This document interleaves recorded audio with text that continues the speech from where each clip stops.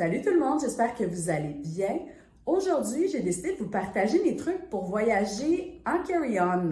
Donc, on sait très bien avec tout ce qui se passe dans les aéroports présentement, si vous voyagez avec un bagage enregistré, il y a de fortes chances que vous n'ayez tout simplement pas vos bagages pour votre voyage. Donc, personnellement, moi, je voyage en carry-on depuis toujours ou presque. J'ai fait le Pérou de 10 degrés Celsius à 30 degrés Celsius pendant 3 semaines dans le même voyage avec des bottes de hiking. Donc, si je suis capable de le faire, vous êtes capable aussi. Donc, planifiez vos tenues avant de partir. Mettez vos vêtements à plat, regardez les mix and match que vous êtes capable de faire. Apportez des vêtements qui sont polyvalents et des sous-vêtements qui sèchent rapidement. Ça va vous permettre d'en apporter un peu moins.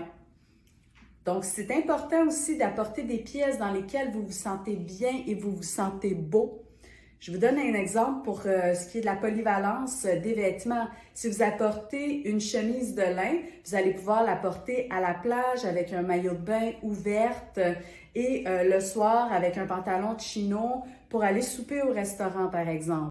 N'hésitez surtout pas à faire du lavage pendant votre voyage, c'est ce qui va vous sauver. Donc, vous n'aurez presque pas le choix, surtout si vous partez plus d'une semaine. Donc, lorsque vous êtes plus d'une nuit au même endroit, prenez avantage de ça et faites du lavage.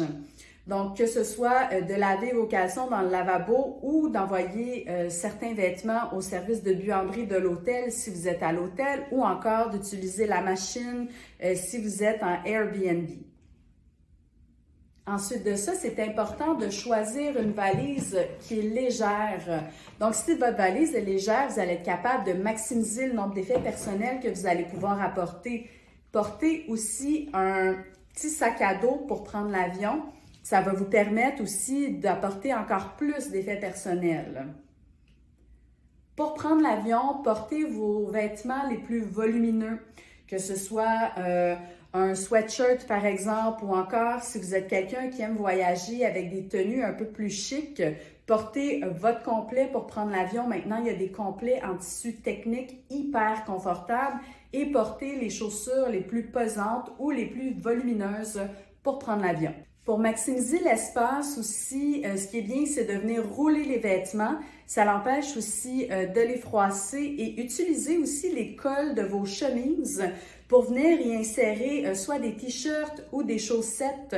Et l'intérieur de vos chaussures aussi peuvent contenir des choses comme une montre par exemple ou encore une fois des chaussettes ou même encore des caleçons.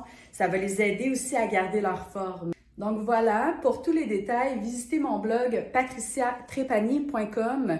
Vous allez voir toutes les astuces et j'ai aussi un autre article de blog où je vous donne une liste d'items à apporter en voyage pour un voyage en Europe. Donc voilà, bon voyage!